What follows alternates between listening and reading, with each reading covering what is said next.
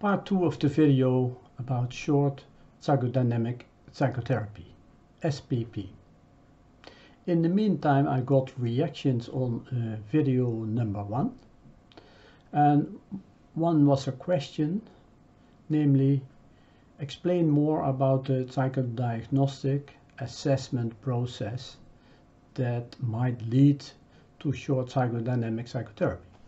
So I'll talk a little bit about that first. In regular outpatient treatment, and when a intake interview shows that the patient has a clear-cut neurotic disorder and a neurotic personality disorder, in the sense of developed defenses, an integrated identity, and an adequate reality testing, and when the symptoms are not too complex, when there is no major personality disorder, and when the symptoms are limited to a combination of anxiety and mood disorder, low self-esteem, some obsessive compulsive traits, which is very usual, then the psychodiagnostic process can be rather short. You do an adequate case history in your interviews, and you do some interventions to see how the patient will react to interpretations and confrontations, and when this is positive, go on and take care of employing a short treatment. But when the intake interview shows you that the pathology is more complex and that the person probably is functioning on a borderline level or a psychotic level, then you have to do more assessment. Take several sessions for anamnesis, research, investigation of life history. Look very well at the attachment patterns starting from birth on, information about the condition of the mother during pregnancy, the childbirth, etc., etc. And you do all that, and then normally complement the assessment by conversation with instruments. And when you are uncertain about the cognitive capability, the learning capability, the verbal capabilities of the patient, start with a broad intelligence test like the WAIS or the KITE. And based upon that, if the verbal behavior is adequate, at least 85 and higher, you can use questionnaires, self-evaluation questionnaires. That can be also psychological tests when they are valid, reliable, and they have norms, like the MMPI-2 or the MMPI-RF. I myself, in a complex case, I will always use MMPI-2 or MMPI-RF, because those 50 empirically derived and supported skills bring to your attention normally a lot of new information. And further on, you can complement the psychological assessment with all kinds of self-reports, semi-structured interviews, and even projective techniques when you use them as a source of data and not as a base of making diagnostic conclusions. In psychological assessment, the aim is always to construct a hypothesis about the pathology and the patient and derive interventions from that, and implement the interventions and evaluate your diagnostic hypothesis. So the empirical cycle is in your working way in your working performance. So in complex cases you do that, and you use the information about the ego structure out of psychoanalytic literature, the neurotic personality organization, the borderline personality organization, and the psychotic personality organization. If you are skilled in that, and most of the time you are, do a structural interview, and to have the assessment of the ego structure sharp, and then you are able and informed enough about the capability of the ego of the patient to stand and to cope with uncovering psychotherapy. And uncovering psychotherapy is not adequately implemented with patients who have a psychotic personality disorder, who have a low-level borderline personality disorder. So then you have to adapt the psychodynamic psychotherapy to the level of strength of their ego, which is a different question, but not for now. These diagnostic activities, you do them before the trial therapy. Some of my American colleagues use the trial therapy as an assessment instrument.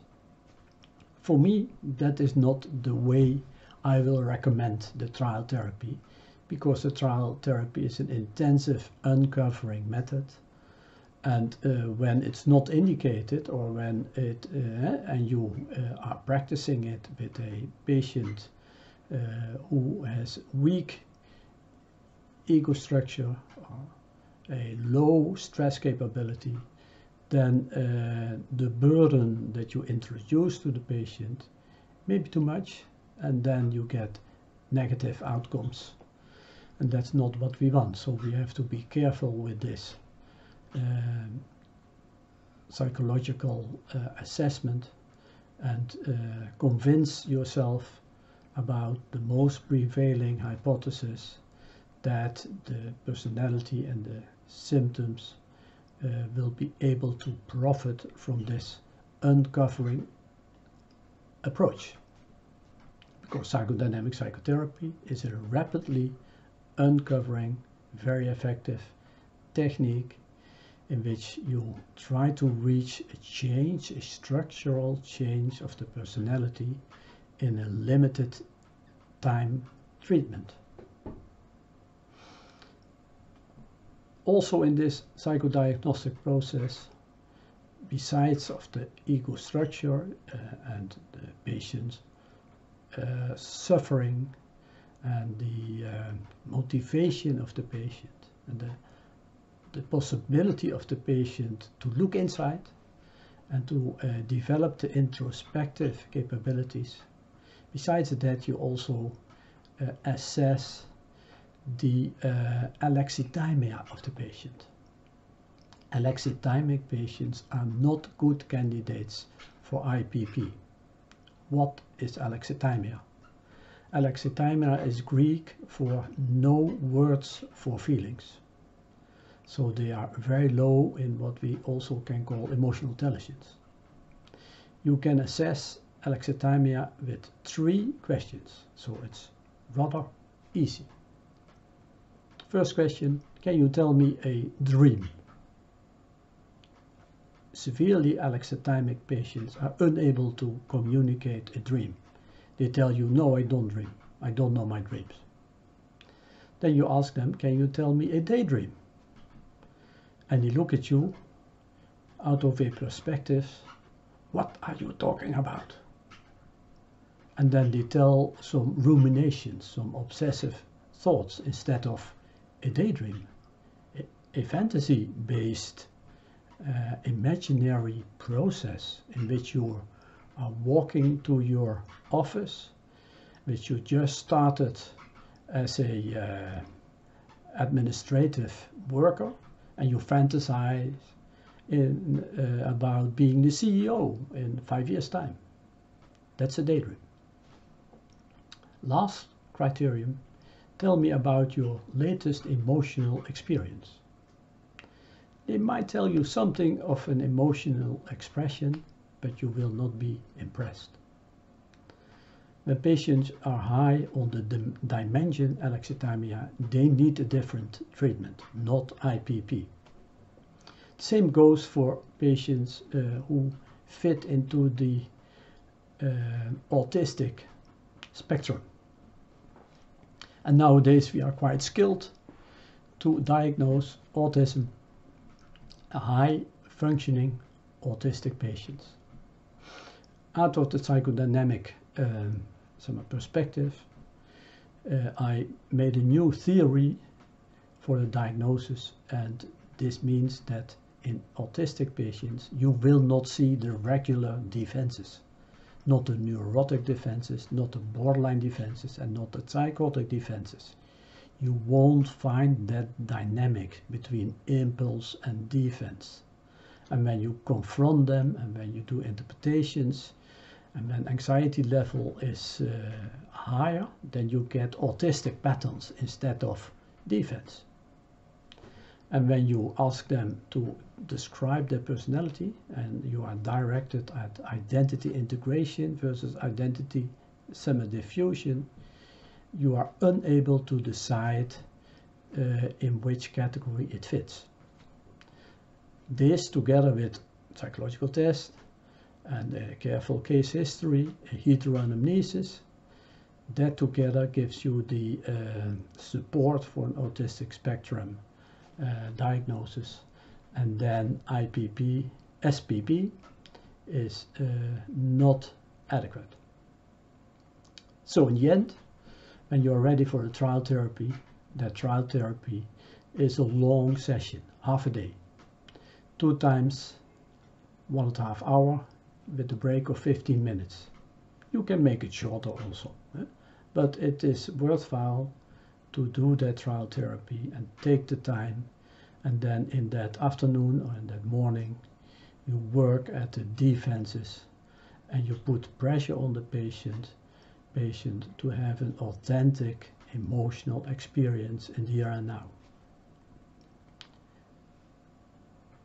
Said it in a different way, you push them in their psychological back office. They give up their defenses and they become reacting with primary emotions, with basic fantasies. They open up, their unconscious is unlocking, like Devin Loom told it. How do you do that? By putting the pressure with an instruction. And the instruction can be as follows.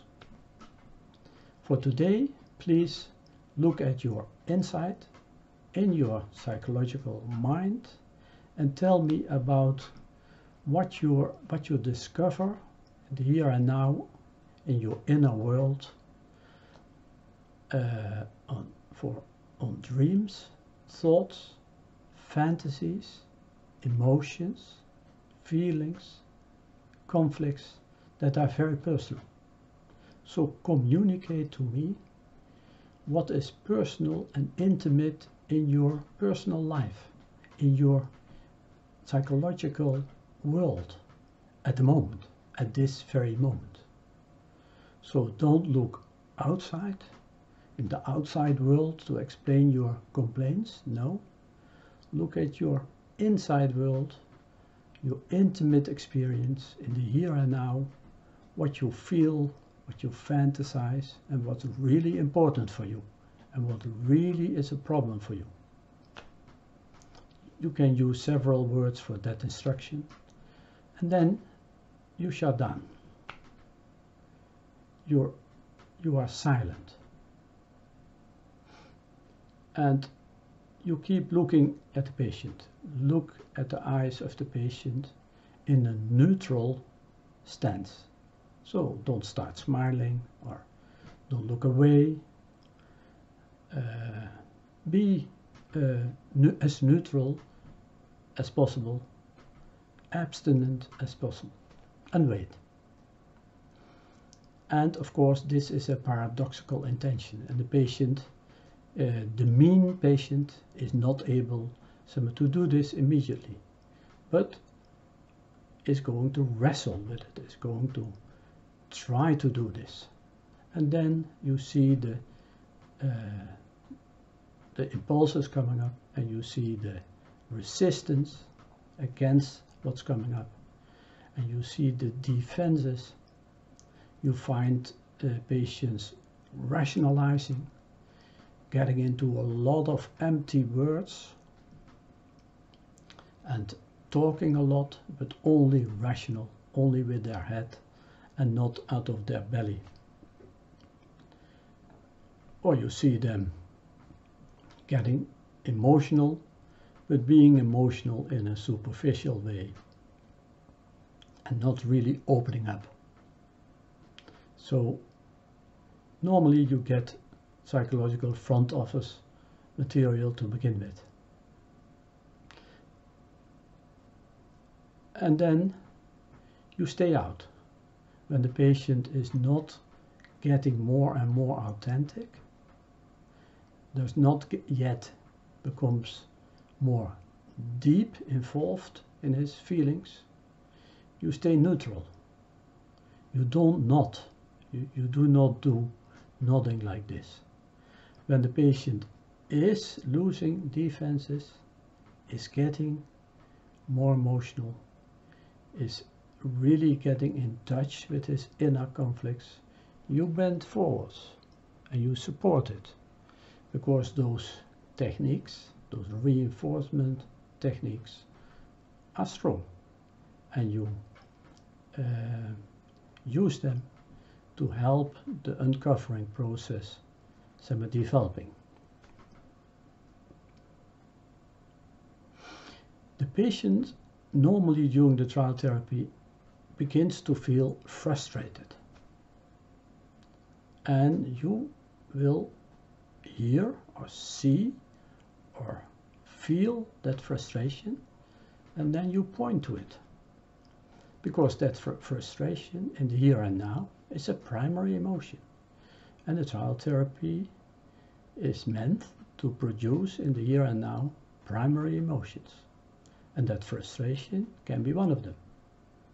So when the frustration gets into the interaction, that frustration has to do with you, with a psychotherapist, a short psychodynamic psychotherapist. Patient is getting angry with you. It's getting irritated with you. That's primary emotion. So when you feel that, you point to it, and you help the patient to put the irritation in relation to you in words. So in the end, the patient looks at you. When he looks away, you say, "Look at me, look me in the eyes and tell me." And the patient will express the irritation and the frustration and sometimes the anger directly in your face about what happens in the session, how frustrating it is, and that it's impossible to do what you ask of him or her. When this anger and this frustration is really expressed, and then you check, where do you feel the anger in your body? When the patient says, "I do not feel it in my body," then it doesn't exist. The physiological component of an emotion. Primary emotion has 3 components. Check always first the physiological component. If a patient says, "I'm angry," at you, ideally, where do you feel that in your body? And then they point to that part in the body. Go to that anger, go to that part of the body. What images are popping up? What thoughts are popping up? The cognitive component of a primary emotion in the here and now. Then he talks about that. Then the motoric component. What do you want to do out of that anger? What do you like to do? "Oh, I like to disappear," or "I like to kick you in the face," or etc. Let him or her express all the 3 components: the physiological component, the cognitive component, the images and the thoughts and the fantasies, and the motoric components. What kind of behavior is the patient willing to exhibit? Of course, he does not do that. The behavior stays away, but the talking about it is crucial. When you do that, the anger will fade away. when the anger fades away, and when there's silence coming, and when you see that the breathing of the patient is more relaxed, then that's the moment the unconscious is opening. So don't stop at that moment, like many psychotherapists do. When you have expressed the emotions, you've seen all the components, then the patient gets more relaxed, gets in a different psychological state, and then they stop. That's a mistake. Go on. So ask the patient, what's coming to your mind? What's going around in your mind?